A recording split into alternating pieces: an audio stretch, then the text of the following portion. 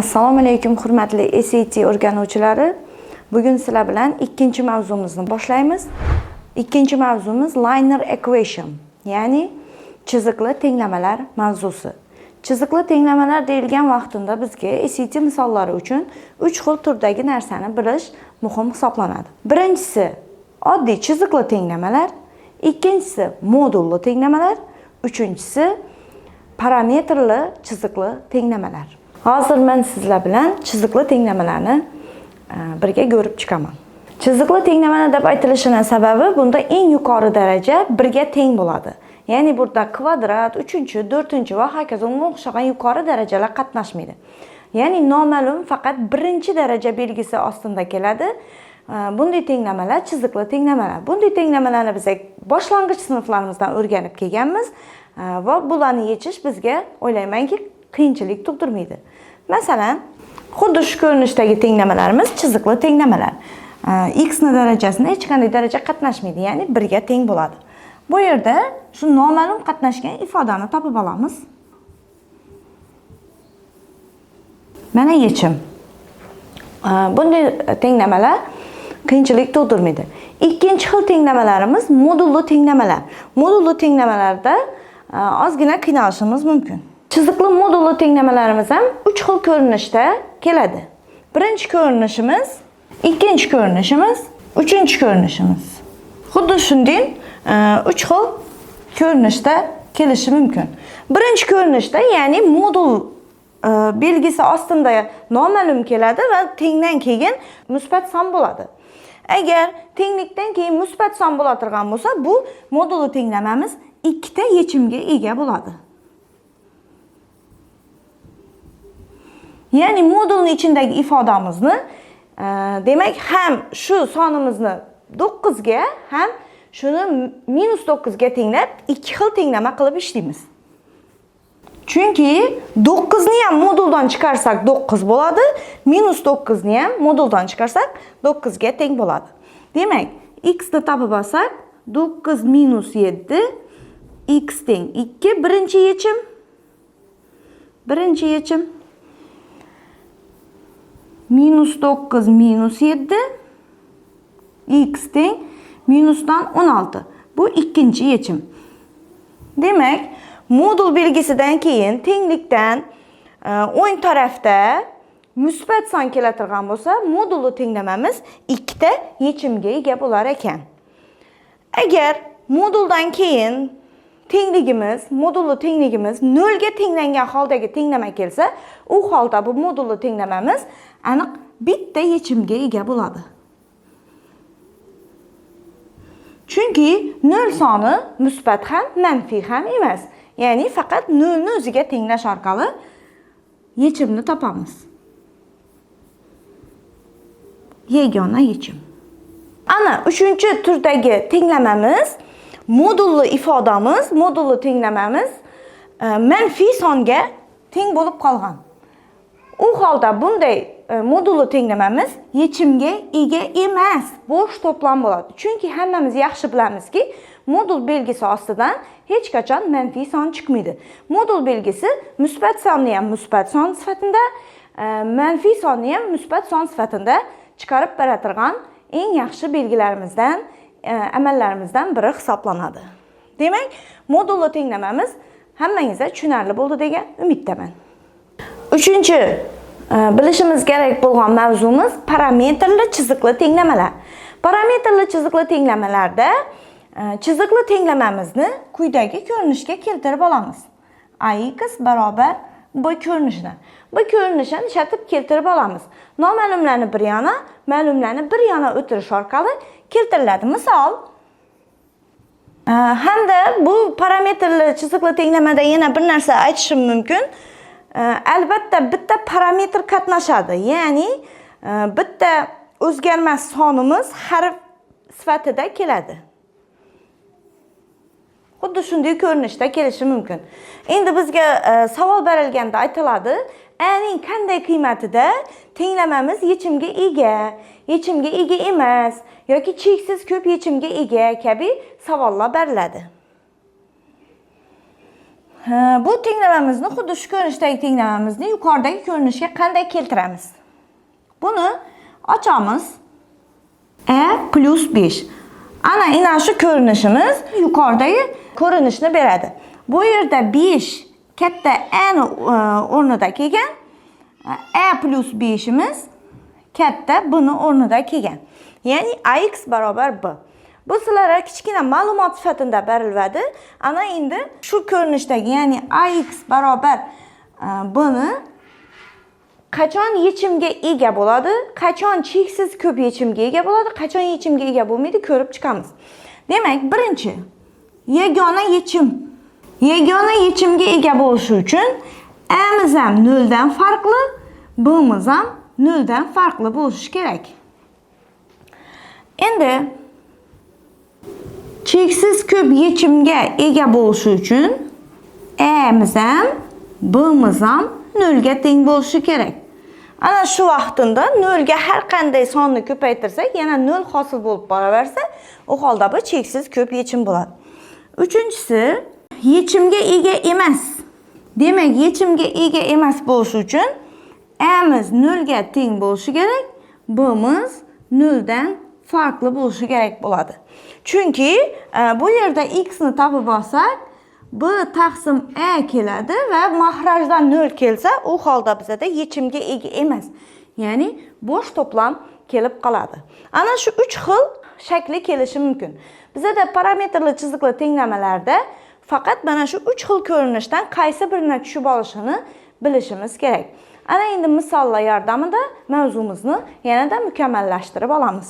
Demak, birinchi, 5-chi misollarga qarasak, bular oddiy chiziqli tenglamalarni beradi. Ya'ni bu yerda so'rayapti, agar x + 9 - 5 teng 25 bo'lsa, x + 9 ning, ya'ni x + 9 ning qiymati nimaga teng? Oddiy chiziqli tenglama sifatida ishlayveramiz. Lekin bizda e'tibor beramiz, bizda x ni emas, x + 9 turadi. Bu yerda x + 9 ni topatirgan bo'lsak, 25. Bu 5imiz tenglikni o'ng tarafiga plus bo'lib o'tadi. Demak, x + 9imiz 30 ga teng. Oddiy. Javob to'g'ri. 5-chi ham, demak, x ning qanday qiymatida yechim bo'ladi? Ya'ni mana shu x + 10 teng 3 ning yechimini topish kerak. Bu yerda yangi so'z solution. Yechim. Oddiy yechib qo'yaveramiz. Ya'ni x ni topatirgan bo'lsak, 3 + 10 imiz tenglikni o'ng tarafiga minus bo'lib o'tadi. X barobar minusdan 7. Bu javob to'g'ri. Ikkinchi misolga e'tibor beradigan bo'lsak, qaysi tenglama yechimga ega emas? Ya'ni no solution degani yechimi yo'q. Demak, bu yerda har bir tenglamani muhokama qilib chiqamiz. Birinchi a ga qaraytirgan bo'lsak, noma'lumlarni bir yana o'tirsak, x minus x teng 1 qoladi. Bu yerda x dan x ni ayirsak 0 teng 1. Ana bizada noto'g'ri tenglik hosil bo'ldi. Agar noto'g'ri tenglik hosil bo'lsa, u holda bu tenglamamiz yechimga ega emas, ya'ni bo'sh to'plam bo'ladi. Demak, birinchi javobimiz to'g'ri ekan, keyingilarni qarab o'tirmadik. 7-chi misolga e'tibor beradigan bo'lsak, modulli tenglama kelgan. What is the summa of solutions the given equation? Ya'ni berilgan tenglamaning yechimlarining yig'indisi nimaga teng?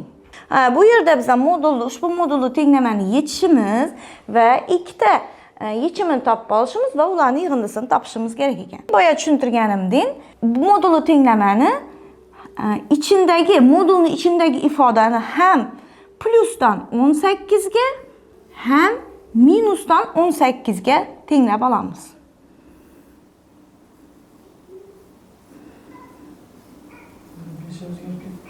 Demak, ikkita yechimini topib oldik. Ularni summasi, yig'indisini topamiz. Demak, javobimiz 8 ekan. Bu yerda tushunmaganlar uchun yana qo'shimcha yozib ketaman. Birinchi yechimimiz 10 plus ikkinchi yechimimiz -2 bo'ladi. To'rtinchi masalaga e'tibor beramiz. Demak, bu yerda nima deyilgan? The given equation relates positive numbers a, b, x, y. Ya'ni berilgan tenglama a, b, x, y musbat sonlarni bir-biriga bog'layapti. Qaysi tenglama ifodalaydi a ni b, x va y lar orqali ifodalab bergan. Ya'ni biz bu yerdan a ni topib olishimiz kerak. Demak, bu yerda a ni topib olish uchun birinchi ax ni topib olamiz. Bu yerda a ko'paytiruv x bo'lganligi sababli faqat a ni qoldirib x ni bo'luv qilib o'tiramiz. Ya'ni b, x, y plus y bo'lamiz x ga. Demak, bu oson ekan. Javobimiz to'g'ri. 9-misolimiz matnli ko'rinishda ekan. Matnli ko'rinishdagi misollarda eng asosiy narsa tarjima hisoblanadi. The cost rent a bus from company X is 950 for the first 3 hours and additional $50 per hour for each hour after the first hours. X degan kompaniyamiz avtobusni to rent degani ijaraga bermoq. Ijaraga beradi. Birinchi 3 soat uchun $950 to'laydi va har bir additional qo'shimcha soatlar uchun for each hour, ya'ni har bir qo'shimcha soat uchun $50 dan pul to'laydi ekan. After the first 3 hours degani dastlabki 3 soatdan keyingi har bir soat uchun qo'shimchasiga $50 dan to'laydi. Agar jami x dollar uchun t soat haydagani uchun ijarachimiz $1250 to'lagan bo'lsa, u holda bu jarayonni, ya'ni bu situatsiyani qaysi tenglama ifodalaydi? Demak, biror ijarachimiz X kompaniyadan avtobus ijaraga olgan va $1250 pul to'lagan. To'lash tartibi bo'lsa, birinchi 3 soat uchun $950, qolgan har bir qo'shimcha soat uchun $50 dan to'lanadi. Bu avtobuschimiz demak t soat haydagan. Demak, shuni nima qilamiz? Tenglama sifatida keltirishimiz kerak. Birinchi 3 soat uchun $950 ni to'ladi. Plus ana endi t soat haydagan bo'lsa, undan 3 soatni ayirib tashlaymiz. T minus 3 va har bir qo'shimcha soat, ya'ni bu yerda t dan 3 ni ayirsak, necha soat, yana 3 soatdan keyin qo'shimcha degan chiqadi. Har bir qo'shimchasi uchun $50 dan to'lagan va jami $1250 to'lagan. Avvalgi darslarimizda ham aytib o'tganman, hozirgi darslarimizda ham aytib o'taman. Bu yerdagi virgulga e'tibor berasizlar. Bu virgul bizada mingliklarni ajratish sifatida keladi. Ko'p odam buni butunmikan deb o'ylashi mumkin. Yo'q, butun uchun ingliz matematikasida odatda nuqta ishlatiladi. Sho'rina e'tibor bering. Virgul faqat mingliklarni ajratish uchun keladi. Demak, bizada javobimiz to'g'ri ekan. 16-masalaga e'tibor beramiz. Agar x plus 3 teng 9 bo'lsa, 4x minus 4 ni topishimiz kerak. Bu yerda 2x ni topib olamiz. 9 minus 3. Ya'ni 2x'imiz teng 6. Ana buni 4x etish uchun har ikki tomonini 2 ga ko'paytiramiz. Shunda 4x'imiz teng 12 bo'ladi. Ana endi 4x minus 4 ni topish uchun 12 dan 4 ni ayirib qo'yamiz. Ya'ni 8 ga teng. Demak, bu yerda yopiq test ekan. Demak, bu javobimiz, answerimiz 8 ga teng ekan.